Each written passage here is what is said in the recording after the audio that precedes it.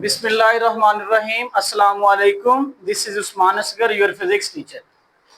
बेटा हमने chapter number 5 start किया हुआ है। कल हमने टॉपिक पढ़ा था पावर। तो आज पावर से रिलेटेड बेटा एक एग्जाम्पल है, example number 5.5, book page number है 120। तो मैंने बताया था एग्जाम्पल हो या न्यूमेरिकल हो, ये पेपर में ये नहीं बताएगा कि बेटा ये एग्जाम्पल है या ये न्यूमेरिकल है, सिर्फ आपको स्टेटमेंट दे देगा। आपने ये भी नहीं सोचना कि न्यूमेरिकल एक्सरसाइज से आएंगे, वो न्यूमेरिकल्स की सूरत में यानी एग्जाम्पल ही उठा के पेपर में दे देता है एज अ न्यूमेरिकल। तो ठीक है, मैंने आपसे पहले भी बताया था न्यूमेरिकल अटेम्प्ट करने के कुछ रूल्स है, अगर आप उन रूल्स को फॉलो करेंगे आप अच्छे से न्यूमेरिकल अटेम्प्ट कर पाएंगे। उनमें से सबसे पहला रूल है कि आपने सबसे पहले जो स्टेटमेंट है उसको अच्छे से रीड आउट करना है। अगर आपने रीड नहीं किया अच्छे से, उस क्वेश्चन को अच्छे से नहीं समझा, तो आप अच्छे से उसका आंसर नहीं कर पाएंगे। क्लियर? चलें अब हम स्टेटमेंट को रीड करते हैं। अ 1000 kg car moving with an acceleration. एक कार है बेटा जिसका मास कितना है 1000 kg। कितना बेटा मास है 1000 kg, उसका बेटा मास है। तो बेटा m से हम मास को रिप्रेजेंट करते हैं 1000 kg, ठीक है। और सबसे पहले न्यूमेरिकल में स्टेटमेंट होती है गिवन डाटा की। गिवन डाटा का मतलब होता है स्टेटमेंट में जो डाटा गिवन है, ठीक है बेटा। चलिए आगे रीड करते हैं बेटा। A 1000 kg car moving with an acceleration. Acceleration जानते हैं ना, change in velocity is called acceleration. अगर वेलोसिटी में चेंज आता है तो वो उसमें एक्सेलरेशन पैदा होता है। एक्सेलरेशन का वर्ड एक्सेलरेट से निकला है। एक्सेलरेट का मतलब होता है बेटा किसी भी चीज का तेज हो जाना, ऐसे ही है ना। तो उसका एक्सेलरेशन है 4 मीटर पर सेकंड स्क्वायर। कितना है बेटा 4 metre per second square acceleration. ये वेक्टर क्वांटिटी है 4 मीटर पर सेकंड स्क्वायर, उस कार में एक्सेलरेशन पैदा हो रहा है। covered a distance of 50 minute in 5 second. 50 metre in 5 second. और वो कार डिस्टेंस कितना कवर करती है बेटा, डिस्टेंस को हम ऐसे भी रिप्रेजेंट कर सकते हैं, 50 मीटर वो डिस्टेंस को कवर करती है। और टाइम कितना लगाती है बेटा, वो 5 सेकंड लगाती है। तो what is the power generated by it's engine. उससे जो उसके इंजन से पावर कितनी गाड़ी को मिल रही है, ये हमने बेटा फाइंड आउट करनी है, ठीक है बेटा। टू फाइंड की अब हेडिंग बनाएंगे, ठीक है। दूसरी हेडिंग क्या होती है बेटा, टू फाइंड। टू फाइंड हमने बेटा फाइंड आउट करनी है बेटा, पावर फाइंड आउट करनी है, ठीक है। चलें, मैंने पहले भी बताया था सबसे पहली हेडिंग होती है बेटा गिवन डाटा। गिवन डाटा में जो भी आपको स्टेटमेंट में गिवन है, वो आपको जो भी दिया जाएगा वो आप क्या करेंगे, गिवन डाटा में लिख लेंगे। गिवन डाटा के बाद दूसरी हेडिंग है बेटा टू फाइंड। अगर आप यहाँ तक अपना न्यूमेरिकल अटेम्प्ट करेंगे तो आपको सिर्फ 1 नंबर मिलेगा। अगर आप डाटा अच्छे से लिखेंगे तो कितना नंबर मिलेंगे बेटा, 1 नंबर मिलेगा। आगे हम नेक्स्ट कैलकुलेशन स्टार्ट करते हैं।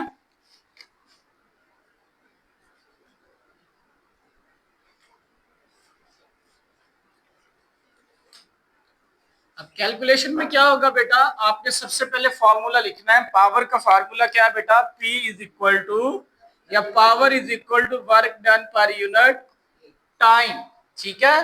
अब आपने फार्मूला लिख दिया, अब न्यूमेरिकल में आपको दूसरा नंबर मिल जाएगा। फार्मूला ये नहीं कि आप कोई और उठा के लिख दें, जो उससे रिलेटेड अगर आपने वो सही से फार्मूला लिखा तो आपको 2 नंबर मिल जाएंगे, पहला गिवन डाटे का, दूसरा फार्मूले। अब जो फार्मूला है इसमें क्या, P is equal to W over T। W work है और T क्या बेटा, टाइम है।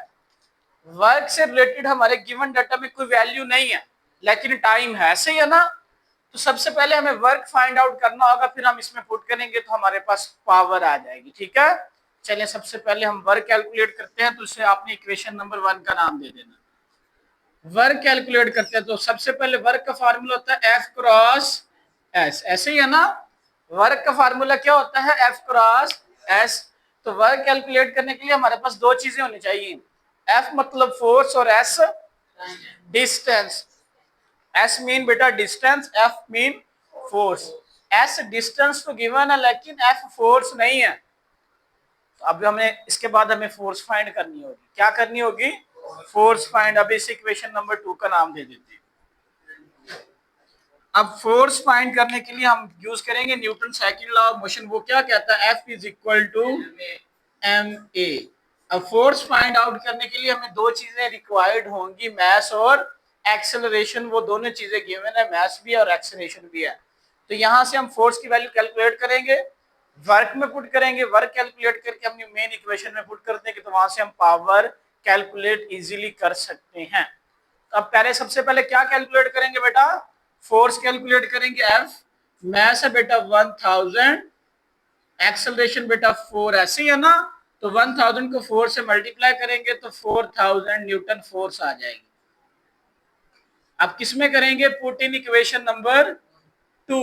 इक्वेशन नंबर 2 में पुट करेंगे जिससे हम वर्क हासिल करेंगे। फिर वर्क कैलकुलेट करने के बाद ऊपर वाली इक्वेशन में पुट करेंगे। तो बेटा अब हम पुट करेंगे W is equal to F cross S। F हमारे पास क्या है बेटा? 4000 न्यूटन और डिस्टेंस हमारे पास है बेटा 50 मीटर। तो 50 को आप बेटा 40 से मल्टीप्लाई करेंगे तो क्या आंसर आएगा? 40 यानी 4000 से। तो बताइएगा। तो work done W is equal to, आपने 50 को 4000 से मल्टीप्लाई करेंगे तो आ जाएगा बेटा 2 लाख।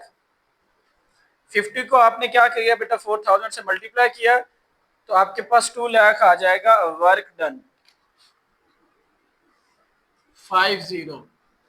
ये आ गया बेटा आपके पास वर्क। वर्क का यूनिट होता है जाउल। ठीक है। अब हमने कहा पुट करना बेटा? इक्वेशन नंबर 1 में। Put the value of 1 in 1। Put the value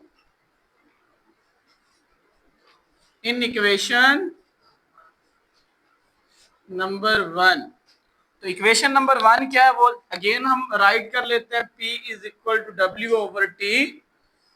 power work हमारे पास है 2 लाख डिवाइडेड बाय टाइम हमारे पास है बेटा 5 सेकंड। तो हम 5 से डिवाइड करेंगे।